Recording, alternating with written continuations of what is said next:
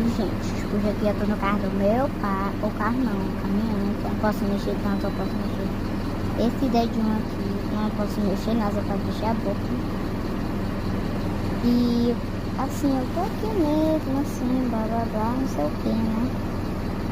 Eu fico muito de caminhão, né? Posso mostrar porque eu posso antes de mexer, porque eu tô na balança.